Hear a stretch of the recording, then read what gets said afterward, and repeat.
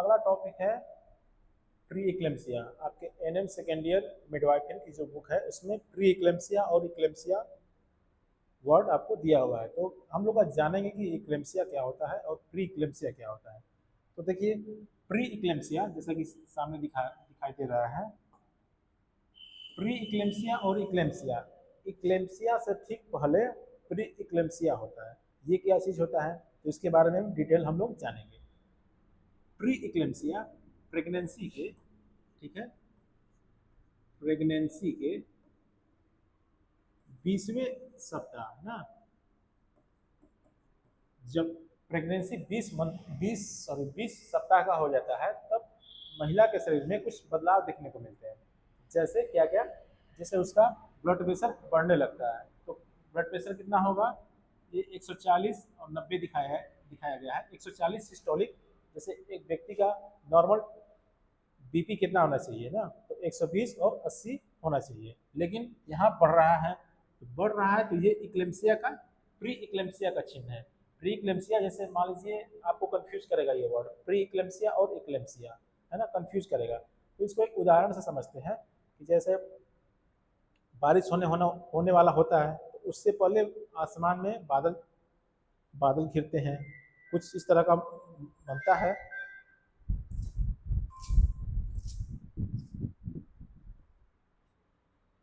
बारिश होने से पहले जो स्थिति होती है, जैसे बिजली कड़केगी और बादल आसमान में बनेंगे, तो वो एक तरह समझिए कि उस तरह से प्री इक्लेम्सिया है, और बारिश होना वो इक्लेम्सिया है। तो इस उदाहरण से समझ के हम प्री इक्लेम्सिया और इक्लेम्सिया, तो होता क्या है प्री इक्लेम्सिया में, ब्लड प्रेशर क्या होता है, बढ़ जाता है। ठीक है, ब्लड प्रेशर के बढ़ने से क्या होगा, सर में दर्द होगा, है ना, और मतलब बहुत सारे लक्षण होते हैं, लेकिन मेन लक्षण जो है, जो मेन साइन है ब्लड प्रेशर का बढ़ना है, प्रोटीनूरिया होता है, ओडीमा होता है, और ये सब चीज़ें होती है ना। तो इसके बारे में हम लोग जानेंगे क्या क्या होता है। तो पहला चीज़ है बीपी बढ़ेगा, हमारा बीपी कितना होगा, जो नॉर्मल होता है 120 सिस्टोलिक। सिस्टोलिक मतलब होता है जब हार्ट हमारा सिस्टम में होता है। सिस्टम में होने का क्या मतलब है, जब हार्ट हमारा पंप करता है, जैसे ऐसे ऐसे कॉन्ट्रैक्शन करता है, तो जब सिस्टम जब काम किया तो उसको सिस्टोलिक बोलते हैं। ठीक है ना, जैसे पंप हार्ट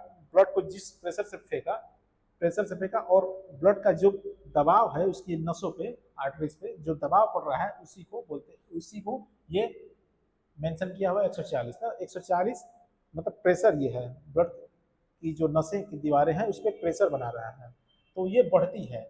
ठीक है, तो इसके बढ़ने से ये हो गया, साइन हो गया। दूसरा प्रोटीनूरिया होता है। प्रोटीनूरिया क्या हो गया, तो ठीक समझेंगे, इसमें प्रोटीन प्लस यूरिया लिखा हुआ है, मतलब पेशाब में प्रोटीन, मतलब ऐसा ही मतलब बहकर निकल जाता है, लेकिन जिसको होने नहीं देना है। अगर प्रोटीन निकल जाएगा तो सब बीमारी है। तो उसी ये बीमारी मतलब प्रोटीनूरिया होने लगता है, मतलब मूत्र में प्रोटीन ज्यादा मात्रा में निकलने लगता है। और दूसरा ओडीमा है। ओडीमा मतलब सूजन होता है। ठीक है, प्रोटीनूरिया क्यों होता है इसको थोड़ा सा और डिटेल में समझते हैं। थोड़ा सा मैं आपको समझ लेना चाहूंगा। ये जो पिक आपके सामने दिखाई दे रहा है, ये एक किडनी का स्ट्रक्चर है। ठीक है, किडनी का एक नेफ्रॉन का स्ट्रक्चर है। एक किडनी में, मनुष्य के शरीर में 2 किडनी होती हैं, और एक किडनी में लगभग 10 लाख नेफ्रॉन होते हैं। मतलब ये नेफ्रॉन ही है जो कार्य करते हैं, पेशाब छानते हैं, पेशाब में से जो ब्लड है, ब्लड में से जो पानी है अतिरिक्त है, यूरिया है, क्रिएटिनिन है, मतलब जो अनावश्यक चीज है उसको बाहर करता है कौन, किडनी। किडनी की कौन, किडनी में जो नेफ्रॉन होती है ये अलग करती है। तो थोड़ा सा डिटेल में समझेंगे कि प्रोटीनूरिया क्या होता है, प्रोटीन कैसे शरीर से मूत्र में ऐसे ही अनावश्यक जाने लगता है, जिसको शरीर को उसको रोकने रहता है, लेकिन कुछ शरीर की ढांचा बिगड़ जाती है जिससे प्रोटीन ऐसे ही बहने लगता है। तो क्या समझते हैं थोड़ा सा, ये जो जो आप देख रहे हैं ये एफरेंट आर्टेरियोल है ना।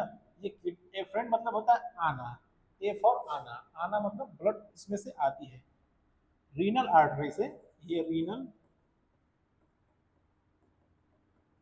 आर्टरी, ठीक है, रीनल मतलब किडनी को हमेशा रीनल से एड्रेस किया जाता है, संबोधित किया जाता है। तो रीनल आर्टरी से जब जो आर्टरी आती है, आने के बाद यहाँ थोड़ी सी ये इसको बोलते हैं ए फॉर आर्टेरियोल, मतलब ए फॉर आना, मतलब ब्लड आती है, प्योर ब्लड आती है यहाँ से। आने के बाद क्या होती है कि यहाँ से आने के बाद ये देखिए मतलब यहाँ ये छोटी ये जो दिखाई दे रही है ना, ये भी एक नस ही है, लेकिन इसके मुकाबले ये बहुत पतली पतली नस हो गई है। ठीक है, जब जब ब्लड आता है तो ब्लड से होते हुए इसमें आता है, तो ये क्या होता है, इसको ग्लोमेरुलस कहते हैं, मतलब कैपिलरीज, मतलब नसों का एक गुच्छा होता है। जैसे आपने ऊन देख लिया, ऊन का गोला हो गया, उसमें कई सारी ऊन लिपटी होती है। उसी तरह से सपोज कीजिए कि ये ग्लोमेरुलस है, इसी में कैपिलरीज है, और इसी में से ब्लड में होते हुए जब आती है, चूंकि यहाँ पे ये पतला हो जाती है इसलिए प्रेशर ज़्यादा बनता है। आप देख लीजिए, अगर एक पाइप सपोज कीजिए, मोटी पाइप अगर जा रही है, और मोटी पाइप अगर जा रही है, समझ लीजिए, और यहाँ पर आकर के पतली हो गई, ठीक है, इसे और पतली हो गई, ठीक है, इसको हमने और पतला कर दिया, और आगे जाकर इसको थोड़ा और मोटा कर दिया, तो क्या होगा, यहाँ से अगर फ्लो हो रहा है, ब्लड ब्लड का फ्लो हो रहा है, और यहाँ पतला कर दिया, तो क्या होगा, प्रेशर ज़्यादा रिलीज होगा, जिससे मतलब चीज़ें बाहर निकलेंगी। तो क्या होता है यहाँ पे, अब यहाँ से ब्लड मैसेज जब आया यहाँ पे, तो क्या होगा, यहाँ पे ग्लूकोज, पानी, ठीक है, क्यों, ग्लूकोज, पानी, और कैल्शियम, मैग्नीशियम, पोटेशियम, और नमक, सोडियम, ठीक है, ये सब चीज़ें छन जाती है, क्योंकि बहुत बहुत महीन होती है, बहुत मॉलिक्यूल जो इसका होता है बहुत छोटे होते हैं, बहुत महीन होता है, इसलिए इस वजह से ये यहाँ पे निकल जाती है। प्रोटीन हो गया, अमीनो एसिड, विटामिन हो गया, चीज़ें यहाँ से छन जाती है। क्या होता है, सिर्फ एल्बुमिन, मतलब ये सामान्य जो स्वस्थ व्यक्ति है उनके शरीर की बात कर रहा हूँ, लेकिन जब प्री इक्लेम्सिया हो जाता है तो उसमें क्या होता है, ये जो दीवारें इसकी है ग्लोमेरुलस की, ये थोड़ी सी और मतलब यहाँ से एल्बुमिन प्रोटीन होता है। कौन सा प्रोटीन, एल्बुमिन, एल्बुमिन प्रोटीन, ये जो प्रोटीन है यही मेन प्रोटीन है। ये क्या करता है, ये चुंबक की तरह काम करता है, चुंबक की तरह मतलब पानी को खींचता है अपनी तरफ।